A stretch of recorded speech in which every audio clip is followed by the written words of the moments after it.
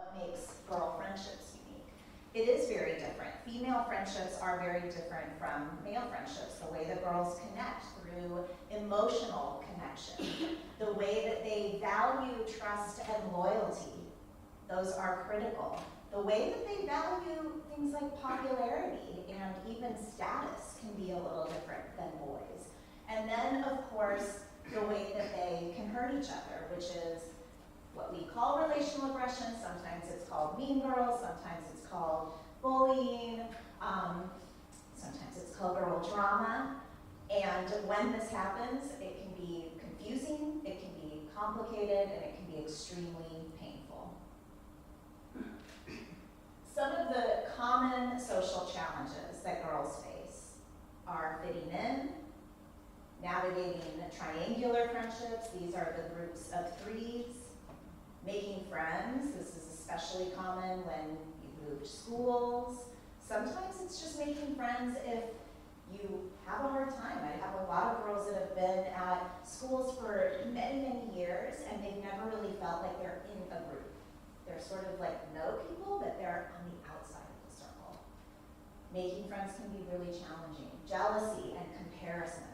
This is something that came up a lot actually with the upper school kids. This feeling of being jealous of friends' achievements, wanting to be happy for them, but having this little pain of, but I want that too. And comparison, if your daughter has a phone, she's comparing herself all day on TikTok, on Snapchat. It's comparing how many likes, the comments, appearance, social status, lifestyle. Even girls who are aware, and many are, thankfully, many girls know the damages of social media and how it can affect them negatively. But even with that awareness, it's very difficult for them to turn off that comparison habit. Of course, social media. We can't talk about girl friendships without talking about the way that they connect with each other, which is so different than I think probably all of us connected with our friends as teens. And then relational aggression.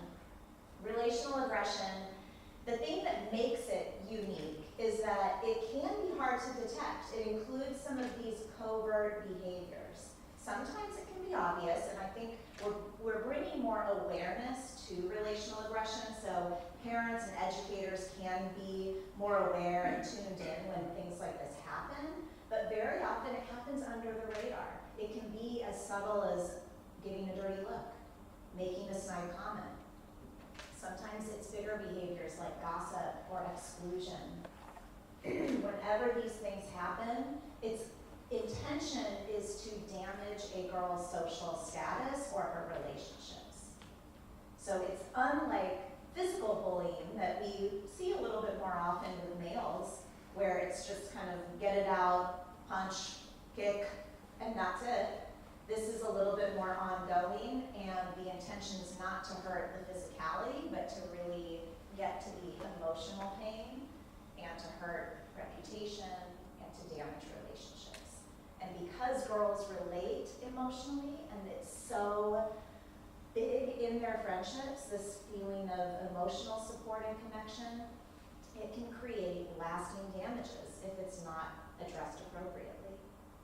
I'm going to talk about a client in a minute, but we'll just keep that in mind.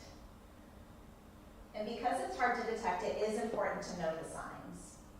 The signs show up differently for different age groups, but they are generally the same. For parents of younger girls, you're going to notice different signs, different language. You might hear your daughter say, "They're not going to let me play." A lot of younger girls, they value the best friend, and a lot of the groups and the specific names of friends, like the best friend or being in the club, that can take on a high level of relevance and importance. So when there might be relational aggression going on, you might hear your daughter say, "They're mean, they won't let me play," or "They have a club and I'm not allowed to join." You may see her avoiding social situations, whether it's play dates, sometimes avoiding playing on the playground or going out for recess, engaging with students. There might be some excessive worrying or unusual moods A lot of younger girls can become very clingy, whether it's about going to school or coming home after school, because there's a lot of emotions that can be triggered if they're dealing with some of these relational aggression behaviors, and the big feelings can be hard for girls to explain because they don't have the emotional intelligence quite yet. Some of the things you may hear from a younger girl is, no one will play with me. You might hear, I'm not her friend anymore. These are heartbreaking sentiments. Everyone else is invited, not me. And this language is specific for youngers, but you'll see that even the older girls, they say the same thing, but in slightly different ways. For older girls, you might see signs of trouble when they are avoiding social experiences. They don't want to go to a party. This is especially a signal if you have a daughter who generally is quite social and then suddenly she doesn't want to go, she's making excuses. Maybe she feels sick to her stomach now, she doesn't want to go to school, she doesn't want to go out with her friends. You can see these distancing tactics. Very often, girls will be verbal about feeling lonely, about feeling like they have no friends or they don't know where they fit. Sometimes they can articulate a little more clearly about feeling like they're on the outside of a friend circle. You may also see moods, overreaction.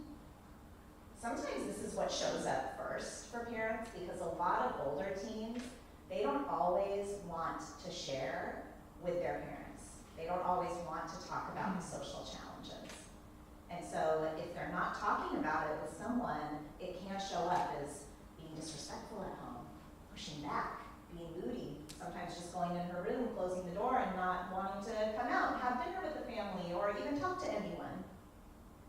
So if you're noticing signs like this, that is a clue. Something might be going on. For older girls, you might hear things like my client Melissa said. Melissa was a client I had several years ago. I started working with her in middle school and the beginning of high school. And the reason her parents reached out to me is because she was having a lot of trouble feeling connected and making friends. And when we were working together, what came out was that she had a very bad, she called it a bullying experience, but it was really an experience with relational aggression in elementary school. And this created some beliefs about who she is and about how people see her. These beliefs like, nobody likes me. Or the girls that were mean to me in elementary school, now these middle school girls might be mean to me again. This anticipation and fear that history will repeat itself. And so this created a lot of self-doubt, a lot of insecurity, which made it really difficult for her to build the kind of social connections that she wanted. And she would say things to me like, I'm left out, I feel so awkward. This is a common one, I hear this a lot from girls. Or if I say something, they think I'm being dramatic. Another big one I hear, Melissa didn't say this, but a lot of girls do, is I'm just not confrontational. I can't say anything about how I feel. We talked about that today, actually, in the upper school, the difference between a conversation and a confrontation, and I'll give you some tips on that too. And then you hear these wants of like, I just want to find my person, I just want to find my group, I just want a best friend. So you can see there's some parallels between the signs in younger girls, the signs in older girls, and it really does illustrate how deep this emotional pain can run and how it can have ripple effects, not only on building friendships, but on her sense of self and self-esteem. And similar to Melissa, if there's not proper intervention and support, these experiences can form fixed beliefs. They can form these beliefs that I'm never gonna make friends, no one's ever gonna like me, I can't fit in. And imagine if your daughter goes to college with that mindset. So it is really important that we build awareness, that we have the tools to provide the support. The things I'll share with you are very similar to what I helped Melissa with, building a confident mindset, building what I call social confidence and social awareness, giving her some practical tools so she knew how to talk to people. There was so much fear and doubt in herself that she really needed just the practical strategies about how to start conversations, how to make friends, what to say if this happens. This is what I call the response toolkit, which I'm going to be giving you today. So